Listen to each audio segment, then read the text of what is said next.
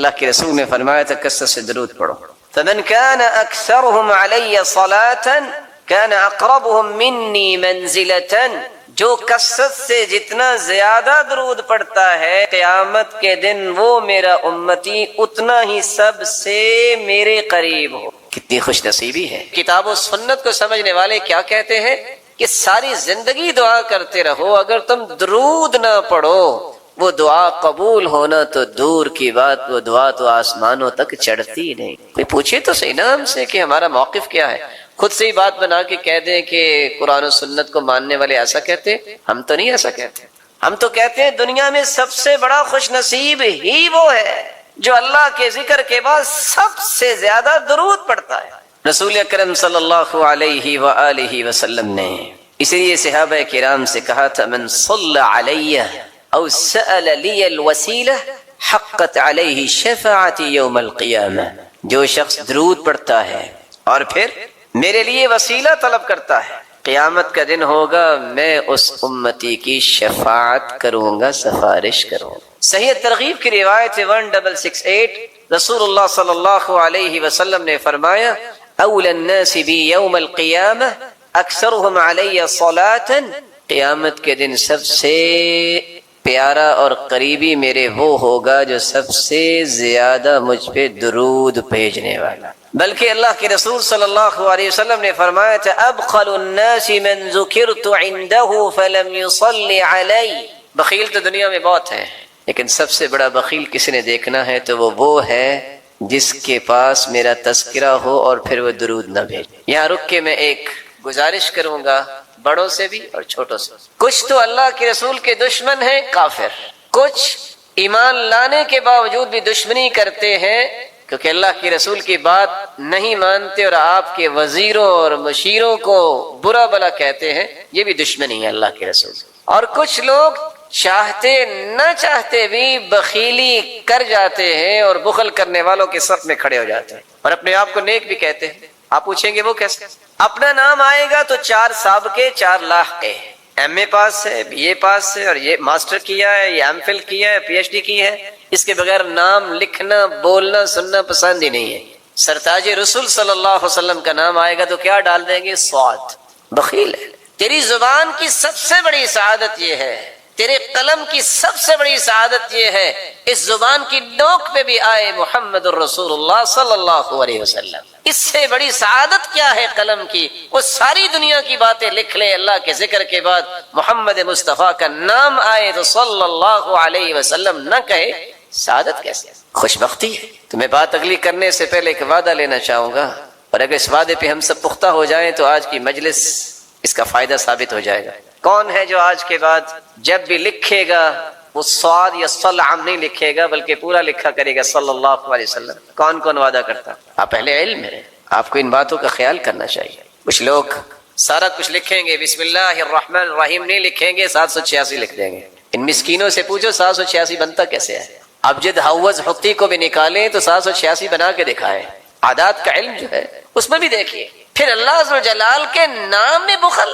دنیا میں کسی سے محبت ہو تو اس کے تذکرے نہیں زبان پہ ختم ہوتے، تو رب تعالیٰ جو خالق و مالک ہے اس کا نام مبارک لیتے وقت جو کہے کہ 786، یہ وہ رویے ہیں جو بتاتے ہیں کہ اللہ عز و جلال کی عظمت سے متعارف شخص نہیں ہے. یہ آپ صلی اللہ علیہ وسلم نے فرمایا، صحیح ترغیب کی روایت ہے 1675 کل دعاء محجوب حتی یصلی علی محمد.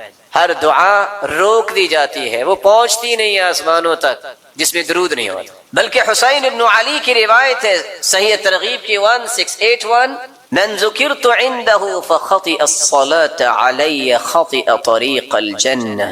جس شخص کے پاس اللہ کے رسول صلی اللہ علیہ وسلم کا تذکرہ کیا جائے وہ درود پڑھنا بھول جائے، وہ درود پڑھنا بھولا نہیں، جنت کا راستہ بھول. یہ ہمارا موقف ہے. اس پہ کوئی اشکال ہے تو کوئی بتائے. ہمارا تو موقف ہے دعا ہی قبول نہیں ہوتی، دعا چڑھتی نہیں ہے، وہ جنت کا راستہ ہی بھول جاتا ہے. کون کہتا ہے کہ قرآن و سنت کی بات کرنے والے درود کے منکر ہیں؟ یہ صرف حاسد اور ناقد جو ہے جس کے پاس کوئی دلیل نہیں بنتی تو پھر وہ تانے دیتا ہے. تان و تشنیع کرنے والے کبھی بھی فلاح نہیں پاتے. اللہ کے رسول صلی اللہ علیہ وسلم پر درود بھیجنا یہ ہر مسلمان کی سب سے بڑی سعادت ہے اللہ ذوالجلال کے ذکر۔ آپ صلی اللہ علیہ وآلہ وسلم کی محبت کا یہ تقاضا کہ آپ پر درود پڑھا جائے، اس کے بارے میں ایک ضروری بات سمجھنے والی ہے۔ کتنے لوگ ترجمہ کرتے ہیں ان اللہ وملائکتہ یصلون علی النبی، ان اللہ وملائکتہ، بے شک اللہ ذوالجلال اور اس کے فرشتے یصلون علی النبی، وہ نبی پر درود بھیجتے ہیں۔ یہ ترجمہ ٹھیک نہیں ہے۔ یا ایھا الذین آمنوا صلوا علیہ وسلموا تسلیما، اے مومنو تم بھی درود پڑھو۔ لفظ صلاۃ جب اس کی نسبت اللہ ذوالجلال کی طرف کی جائے، ویسے تو صلاۃ کے 18 معنی ہیں عربی زبان، لیکن جب یہ کہا جائے صلی اللہ، اس کا مطلب ہوتا ہے اللہ ذوالجلال رحمتوں کی برکھا برسائیں گے، تعریف کریں گے، والثناء، فرشتوں کے سامنے اپنے محبوب کے تذکرے کریں گے کہ یہ میرا محبوب ہے جو سرتاج رسول۔ وہاں درود مانا نہیں ہو۔ لفظ صلاۃ جب فرشتوں کے ساتھ استعمال ہو، صلت الملائکہ، فرشتوں نے صلاۃ پڑھی، کیا مطلب؟ وہاں بھی درود کا معنی نہیں ہو۔ بلند مقام کے لیے برکت کی دعائیں کی فرشتوں نے، بخشش کی دعائیں کی۔ صلی الرجل جب لفظ صلاۃ کو کسی انسان کے ساتھ، ذوی العقول کے ساتھ استعمال کیا جائے، اس کا مطلب نماز پڑھنا بھی ہوتا ہے، اس کا مطلب درود پڑھنا بھی ہوتا ہے، اور دیگر معانی بھی اہل لغت نے بیان کیے ہیں۔ لیکن اگر غیر ذوی العقول کے لیے استعمال ہو، صلت الطیور والحیوانات، پرندوں نے درود پڑھا، یہ ترجمہ نہیں ہوتا۔ وہاں ترجمہ ہوتا ہے پرندوں نے اللہ ذوالجلال کی حمد و ثنا بیان کی، اللہ ذوالجلال کی تعریف کی ہے، حمد بیان کی۔ تو قرآن مجید کے ترجمے کو صحابہ کرام، تابعین اور تبع تابعین اور لغت کو سمجھنے والے لوگ ہیں، ان کے کیے گئے ترجموں کی روشنی میں ہی اختیار کرنا چاہیے۔ آپ کی محبت کا ایک ساتواں تقاضا بھی ہے، آپ کی محبت میں غلو نہیں کرنا چاہیے۔ یہ بھی ایک بات سمجھنے والی ہے۔ محبت وہی ہے جس کا تذکرہ اللہ ذوالجلال نے قرآن میں کر دیا۔ بھلا اللہ سے بڑھ کے بھی کوئی محبت کی حقیقت کو پیش کر سکتا ہے؟ محبت وہی ہے جو اللہ کے رسول نے خود سمجھا دی کہ یہ میرے ساتھ محبت کر، غلو نہیں، حدود سے تجاوز نہیں، حدود کو کراس نہ کیا جائے۔ صرف 3 آیتیں اگر آپ ان کو یاد رکھیں تو کبھی بھی آپ غلو کا شکار نہیں ہوں گے۔ سورۃ الانعام کی 50 نمبر آیت، سورۃ الاعراف کی 188 نمبر آیت، اور سورۃ الکہف کی آخری آیت 110 نمبر آیت۔ اللہ ذوالجلال فرماتے ہیں قُل لَا أَقُولُ لَكُمْ عِنْدِي خَزَائِنُ اللَّهِ وَلَا أَعْلَمُ الْغَيْبَ وَلَا أَقُولُ لَكُمْ إِنِّي مَلَكٌ إِنْ أَتَّبِعُ إِلَّا مَا يُوحَى قل هل يستوي الأعمى والبصير أفلا تتفكرون قل لا أقول لكم عندي خزائن الله، میں بڑی محبت کے ساتھ، ادب کے ساتھ، احترام کے ساتھ یہ پیغام پہنچانا چاہتا ہوں ان مسلمانوں تک بھی جو محبت کا دعویٰ بھی کرتے ہیں اور اس آیت کی روشنی میں محبت کے زاویوں کو اختیار نہیں کرتے، غلو کرتے۔ کیا کہتے ہیں کہ خزانوں کا مالک ہے تو اللہ کا رسول نہیں۔ میرے محترم، خزانوں کے مالک اللہ ذوالجلال ہے، کیونکہ اللہ ذوالجلال نے اعلان بھی کروایا ہے تو اسی ہستی سے۔ قل، فرما دیجئے، لا اقول لکم عندی خزائن اللہ، میں نہیں کہتا کہ میرے پاس خزانے ہیں اللہ تعالیٰ کے۔ صحیح بخاری کی روایت ہے 3117، سیدنا ابو ہریرہ رضی اللہ تعالی عنہ بیان کرتے ہیں اللہ کے رسول صلی اللہ علیہ وسلم نے فرمایا ما اعطیکم ولا امنعکم، نہ میں تم سے کوئی چیز روک سکتا ہوں نہ میں تجھے کوئی دے سکتا ہوں، انما انا قاسم اضع حیث امرت، میں تو تقسیم کرنے والا ہوں، کہاں؟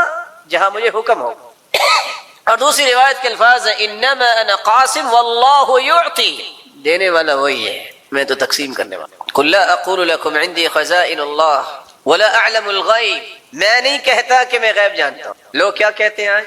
جو گزشتہ 10 دن گزرے، 15 دن کیا سنا آپ نے؟ محبت میں تجاوز کہ اللہ کے رسول تو غیب جانتے ہیں۔ قرآن سمجھا کریں، قرآن پڑھا کریں اور اللہ کے رسول کے فرامین کو پڑھا کریں، سمجھ آئے گی محبت کیسے کرنی۔ قرآن کہہ رہا ہے وَلَا أَعْلَمُ الْغَيْبِ، میں غیب نہیں جانتا۔ کون فرما رہے ہیں؟ وہ ہستی جس جیسی ہستی اللہ نے پیدا نہیں کی۔ صحیح بخاری کی روایت ہے 4001، ربیع بنت معوذ رضی اللہ تعالی عنہ بیان کرتی ہیں دخل علی النبی صلی اللہ علیہ وسلم غداة بنی علی فجلس على فراشہ، میری شادی کے دن اللہ کے رسول تشریف لائے اور میرے پاس آ کے بیٹھے کہ مجلسی کمنی وجویریات یضربن بالدف، کچھ چھوٹی بچیاں جو ہیں من قتل من آبائہن یوم بدر، بدر کے شہداء کے متعلق ندبہ کر رہی تھی، یندبن، تو ایک بچی کہنے لگی وفینا نبی یعلم ما فی غدی، ہمارے درمیان اللہ کے پیغمبر ہیں جو کل کے بارے میں بھی جانتے ہیں۔ آپ نے فرمایا لا تقولی هكذا وقولی ما كنت تقولین، یہ نہ کہو جو پہلے کہہ رہی تھی وہی کہو جو شہداء کی اب بات کر رہی تھی۔ لا يعلم ما في غد الا اللہ، اللہ کے سوا کوئی بھی غیب کے بارے میں اور کل کے بارے میں نہیں جانا۔ آپ نے فوراً منع کر دیا قل لا يعلم من في السماوات والأرض الغيب إلا الله وما يشعرون أيان يبعثون۔ میرے محبوب فرما دیجئے لا يعلم من في السماوات والأرض الغيب إلا الله، زمین و آسمان کے غیب کے متعلق کوئی نہیں جانتا۔ ہاں جس کو اللہ ذوالجلال نے اپنے پیغمبر کو بتا دیا پھر وہ غیب رہتا نہیں ہے، جس کو یہ آیت سمجھ آ جائے کبھی بھی تجاوز نہیں کرے گا۔ لوگ آدھی آدھی رات گزار دیتے ہیں اور یہ کہہ رہے ہوتے ہیں ادرکنی یا رسول اللہ، انظر الی یا رسول اللہ صلی اللہ علیہ وسلم، میرے بھائی استغاثہ اور مدد طلب کریں تو اللہ ذوالجلال سے۔ آپ صلی اللہ علیہ وسلم کی ذات مبارکہ، پوری کائنات ایک طرف اور محمد مصطفیٰ کی عظمت ایک طرف۔ لیکن ایک بات سمجھانے کے لیے پوچھوں گا، اگر اللہ کے رسول صلی اللہ علیہ وسلم غیب جانتے ہوتے تو آپ کے 70 صحابہ جو ہیں وہ احد میں شہید ہو گئے، تو آپ احد میں پھر جاتے؟ بولیے، اگر پتا تھا کہ میرے صحابہ شہید ہو جائیں گے۔ دیر معونہ پہ 70 قراء شہید ہو گئے جن کو خود ہی بھجوایا تھا۔ اگر غیب کا علم ہوتا تو اہل قرآن جو شہید ہوئے ہیں آپ اس کے بارے میں کیا کہیں گے؟ سیدہ عائشہ رضی اللہ تعالی عنہ بیوی جن کی پاکیزگی قرآن نے بیان کی، اگر غیب کا علم ہوتا تو آپ یہ فرماتے ان کنت الممت بذنب فتوبی واستغفری، عائشہ اگر تم سے بھول ہوگی ہے، غلطی ہوگی ہے تو توبہ کر لو۔ بیوی سے کہتے ایسا؟ اگر غیب کا علم ہوتا تو وہ لقمہ جس میں زہر ڈالی گئی کھانے میں تو آپ وہ لقمہ لیتے؟ اللہ ذوالجلال نے عقل اس لیے دی ہے کہ اس کے ساتھ قرآن کو صحیح طریقے سے سمجھا جائے۔ ساتھ ہی اللہ ذوالجلال فرماتے ہیں وَلَا أَقُولُ لَكُمْ إِنِّي مَلَكٌ، میں یہ بھی نہیں کہتا کہ میں فرشتہ ہوں۔ آپ نے سنا ہوگا کہ کیا کہتے ہیں، نبی نور من نور اللہ ہے۔ کاش ان بیچاروں مسکینوں کو پتہ چل جائے کہ اس کا معنی کیا ہے اور کہاں تک اس کے نتائج جاتے ہیں تو دوبارہ کبھی نہ بولیں۔ قرآن کہتا ہے وقالت اليهود عزیر ابن اللہ وقالت النصارى المسیح ابن اللہ، یہودیوں نے کہا کہ عزیر اللہ کے بیٹے ہیں، عیسائیوں نے کہا کہ عیسیٰ اللہ کے بیٹے ہیں۔ یضاہئون قول الذین کفروا من قبل قاتلهم اللہ، کافر ہو گئے یہ کہہ کر اللہ ان کے ٹکڑے کرے۔ انا یؤفکون، کہاں بہک رہے ہیں؟ یہودی اگر کہیں کہ عزیر علیہ الصلاۃ والسلام اللہ کے بیٹے ہیں اور عیسیٰ علیہ الصلاۃ والسلام کے بارے میں عیسائی کہیں کہ وہ اللہ کے بیٹے ہیں، ان کے بارے میں تو قرآن نے یہ کہا ہے، تو کوئی مسلمان کہے کہ نبی نور من نور اللہ ہیں، وہ اللہ کے نور میں سے نور ہیں، تو ان کے بارے میں کیا ہوگا؟ وَلَا أَقُولُ لَكُمْ إِنِّي مَلَكٌ، میں کہہ رہا ہوں کہ میں فرشتہ نہیں ہوں۔ یہ قرآن ہے، سورۃ الانعام کی 50 نمبر آیت ضرور پڑھیے۔ ان اتبع الا ما یوحى الی، میں تو اتباع کرتا ہوں جو میری طرف وحی آتی ہے۔ اور دوسری آیت قل لا املک لنفسی نفعا ولا ضرا الا ما شاء اللہ ولو كنت اعلم الغیب لاستكثرت من الخیر وما مسني السوء إن أنا إلا نذير وبشير لقوم يؤمنون۔ قل لا املک لنفسی نفعا ولا ضرا، میرے محبوب آپ فرما دیجئے، یہ سورۃ الاعراف کی آیت 188 یاد رکھیے گا، میرے محبوب فرما دیجئے میں اپنے بھی نفع نقصان کا مالک نہیں۔ وَلَوْ كُنْتُ أَعْلَمُ الْغَيْبَ، اگر میں غیب جانتا ہوتا لَاسْتَكْثَرْتُ مِنَ الْخَيْرِ، تو ساری خیر و بھلائی میں جمع کر لیتا۔ وَمَا مَسَّنِيَ السُّوءُ، مجھے کوئی بھی تکلیف نہ پہنچتی اگر میں غیب جانتا ہوتا۔ إِنْ أَنَا إِلَّا نَذِيرٌ وَبَشِيرٌ لِقَوْمٍ يُؤْمِنُونَ، ایمان لانے والوں کے لیے میں خوشخبریاں بھی سنانے والا ہوں اور جہنم سے ڈرانے والا بھی۔ اور آخری آیت جو سورۃ الکہف کی ہے 110، جس میں اللہ جلال نے نتیجہ ہی نکال دے، جس کے بعد مزید ضرورت نہیں ہے، جس کو اللہ نے عقل سلیم عطا کی ہے، دوبارہ وہ حدود سے تجاوز نہیں کرتا۔ فرمایا قل انما انا بشر مثلکم، قل میرے محبوب فرما دیجئے انما انا بشر مثلکم، میں تمہارے جیسا ہی بشر ہوں۔ فرق کیا ہے؟ مجھے اللہ نے بشریت کا سرتاج بنایا ہے۔ یوحا الی انما الہکم الہ واحد، مجھے اللہ نے پیغمبر بنایا ہے، رسول اور نبی بنایا ہے، وہی میری طرف اترتی ہے اور مجھے پوری کائنات کا سرتاج بنایا ہے۔ انما الہکم الہ واحد، اور وہی کیا ہے؟ معبود برحق صرف ایک۔ اب بھلا بتائیے کہ اللہ کے رسول صلی اللہ علیہ وسلم سے اللہ جلال نے اقرار کیا، اعلان کروایا ہے کہ آپ فرما دیجئے اپنی امت کو کہ میں تمہارے جیسا بشر۔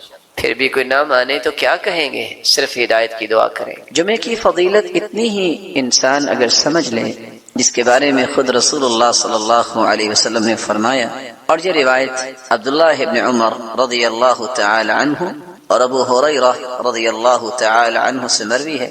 یہ صحیح مسلم کی 865 نمبر روایت ہے۔ لَيَنْتَهِيَنَّ أَقْوَامٌ عَنْ وَدْعِهِمُ الْجُمُعَاتِ، لوگ جمعہ چھوڑنے کے جرم کو چھوڑ دیں۔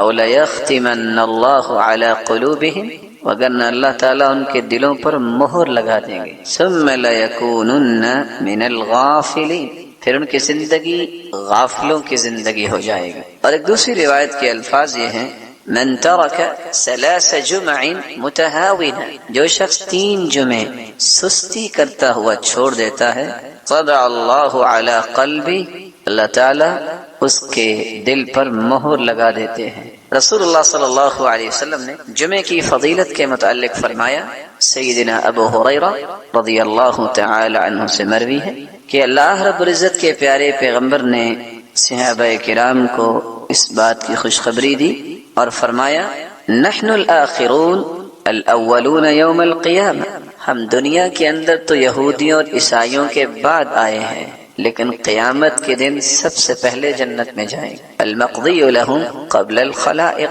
پوری کائنات سے پہلے اگر کسی کا حساب و کتاب ہوگا، کسی کو اس بات کی نوید سنائی جائے گی کہ تم جنت میں جاؤ، تو وہ امت محمد ہوگی۔